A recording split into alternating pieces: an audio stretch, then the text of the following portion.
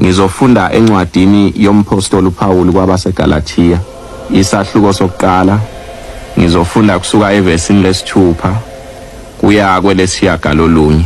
Ifundeka kanje: ngiyamangala ngokuba nimhlubuka masinya kangaka yena owanibizela emseni kaKristu niye kwelinye ivangeli elingesilo nevangeli lempela. Kuphela ukuba bakhona abandidayo bethanda ukuphendukezela ivangeli likaKristu. Kepha ke noma kungaba yithina noma ingelosi evela ezulwini enishumayeza ivangeli eliphambene nalelo esanishumayeza lona, makabe ngoqalekisiweyo. Njengalokho sesishilo, ngisaphinda nakalokhu ngithi, uma umuntu enishumayeza ivangeli eliphambene nalelo enalemukelayo, makabe ngoqalekisiweyo. Ngesabatha engagcina ngalo ukwethula isifundo ngenqubo yebandla lamaNazaretha, ngasebenzisa amazwi ayethathwe entshumayelweni yenkosi ilanga ukwendlalela isifundo engangizosethula maqondana nendaba yabantu abangasekho enyameni yabo. Nganginezizathu ke zokwenza lokho nengazichaza futhi. Ngenxa yemibuzo eminingi nezinkulumo mpikiswano maqondana nalamazwi enkosi ilanga adlalwa emoyeni ngesabatha lomhla ka-31 kulenyanga edlule, ngibone kunesidingo sokuthi isifundo engasethula nengangizosiqhuba namhla ke ngithi ukuma kancane kuso ke ngizame ukucacisa ezinye izinto maqondana nemibuzo nezinkulumo mpikiswano ezidaleke kusukela kule ntshumayelo engikhuluma ngayo ngaphambi kokuthi ngiqhubeke nesifundo ebengizosethula. Njengoba ngangike ngasho ngesinye isikhathi ngathi ukuthola imibuzo uma kusuke kukhona isifundo esisuke kade sethulwa kwakha isithombe esihle sokuthi bakhona abantu abalalelayo lokho okusuke kukhulunywa. Ngikuthakasele ke lokho ngoba kakade inhloso yaleli thuba kusuke kuukwethula isifundo ngenqubo yebandla lamaNazaretha engikholwayo futhi ukuthi baningi abantu abangasizakala uma leli thuba lisavulekile. Nokho ke kukhona izinto ezintathu ezinginike inkinga ngokohlelo lwemibuzo engiyitholile nangokwamava abekiweyo ngabantu emva kokulalela lentshumayelo engikhuluma ngayo. Nengithanda ukuba ngidlule kukho ngicacise.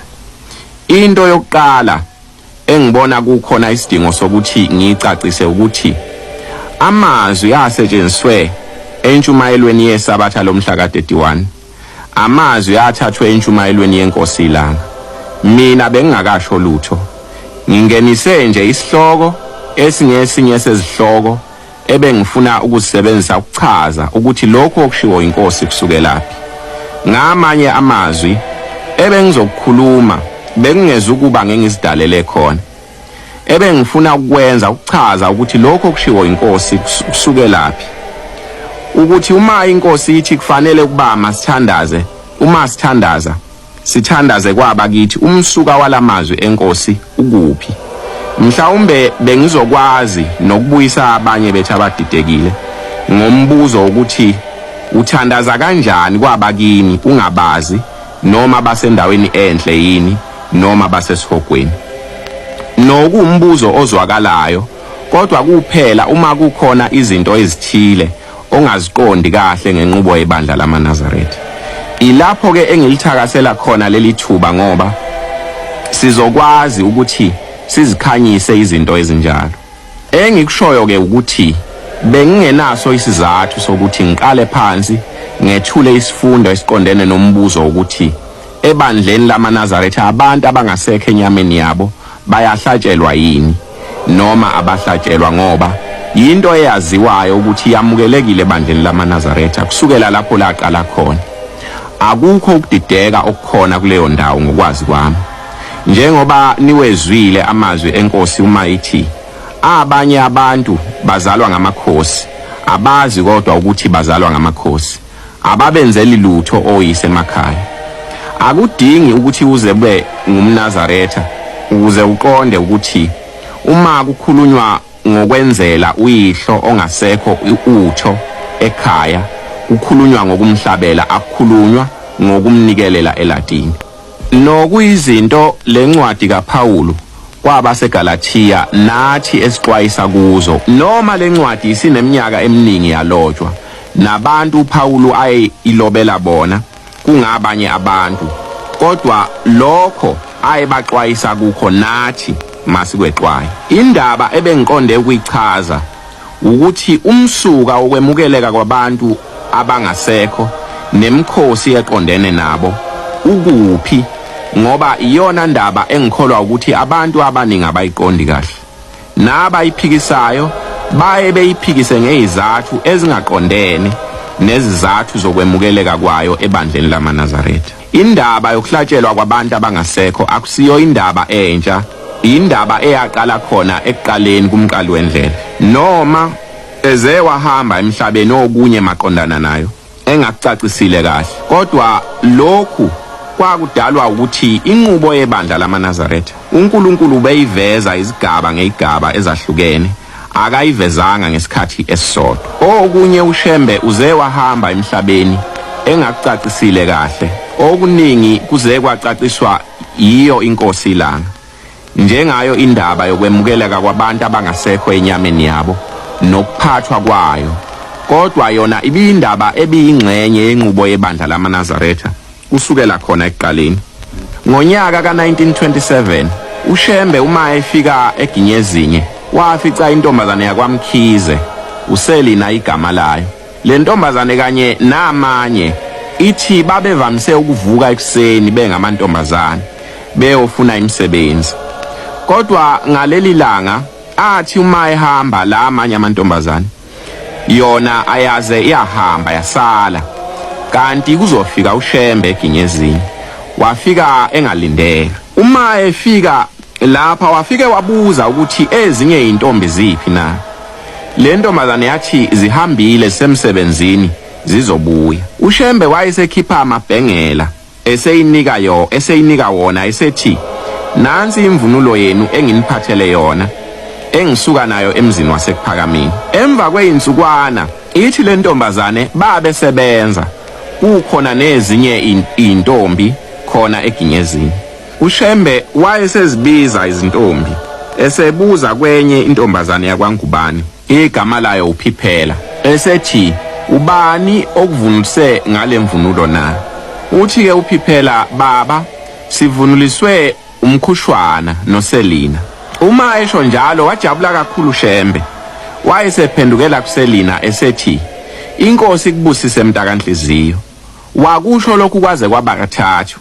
Kuthe kulokhu kwesine wayesethi ngizokuhlabela imbuzi emhlophe ngibonge amadlozi kini. uSelina wayesethi amen. Lamazwi kaShembe aye wakhuluma kule ntombazane yakwaMkhize awubufakazi bokuthi isithombe sendlela okuthathwa ngokuthi uShembe wayeyibuka ngayo indaba yabantu abangasekho enyameni yabo sehlukile kunendlela ayeyithatha ngayo yena njengoba niwezwa amazwi ayewakhuluma kule ntombazane yakwaMkhize eGinyezinye. Ngendlela ezinye izinto ezikhulumeka ngayo sekuye kubese ngathi kukhona umqulu wencwadi yenqubo yebandla lamaNazaretha umqali wendlela ayibhalayo wayishiya lapho abantu abathathela khona izinto abasitshela zona ngobuNazaretha kanti ayikho incwadi ayishiya ibhalile umqali wendlela umqulu wenqubo yebandla lamaNazaretha. Izinto eziningi ezigcinwayo namhlanje njengenqubo yebandla lamaNazaretha yizinto ebezidluliselwa ngokufundiswa ngomlomo zisukela esizukulwaneni esingaphambili ziye kwesilandelayo nangokubukela kwesizukulwane esisha kwesingaphambili. Akukho ncwadi lapho azibhala khona uShembe nokukhona okwalotshwa kwathathwa ezincwadini letters nasezihlabelelweni nasemthandazweni yokulala neyokuvuka nesabatha. Lezi zincwadi engizibalayo zemthandazo yokulala neyokuvuka nesabatha nezihlabelelo ziyingxenye ebalulekile yokukholwa kwebandla lamaNazaretha, kodwa aziniki isithombe esiphelele ngenqubo yebandla lamaNazaretha. Ziyizincwadi ezingcwele, kodwa ulwazi olukhona kuzo ngenqubo yebandla lamaNazaretha luyingxenye encane yezinto eziningi eziqondene nenqubo yebandla lamaNazaretha, nokungathi uma sithatha kuzona kuphela sikusebenzisa njengengqikithi yenqubo yebandla lamaNazaretha, singene engozini yokulahla ezinye izinto eziningi ezibalulekile eziyingxenye yomgogodla wobuNazaretha. Ukufakazisa lokhu ngizocaphuna emazwini entshumayelo yenkosi ilanga kaJanuwari 29 yango 1966 lapho ithi khona, indaba kaShembe inkulu kakhulu maNazaretha. Mhlawumbe bayoze bevele abantwana phakathi kwenu abanesibindi nesineke sokuyifunda le ndaba yenu. Phakathi kwenu njengoba sithi singabefundisi, singabashumayeli bakaShembe, akekho onaso isineke nesikhathi nesibindi sokuhlala phansi ayifunde le ndaba, ngoba ngokwami ukubona sesebumnyameni. Asiboni kahle, asizwa kahle, ngoba uShembe akayibhalanga le ndaba yakhe. Wayesebenza nje kuphela, akazange abhale lutho ngaphandle kwemthandazo nezihlabelelo, kodwa iqiniso lobuNazaretha akalibhalanga. Isibonelo, kukhona izinhlangano ezifana nenhlangano ka14, nenhlangano ka23, nenhlangano ka25 ezinenqubo yakhona nemigomo yazo ezaqalwa nguye uShembe, kodwa akazange ayibhale phansi imigomo yazo ephepheni.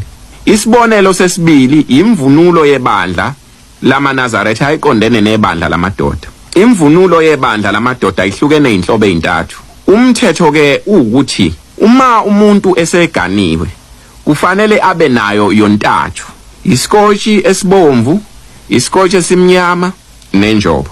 Uma engenayo yonke lemvunulo usuke engaphelele. Nalo mthetho akukho lapho lotshwe khona, kodwa uyingxenye yenqubo yebandla lamaNazaretha.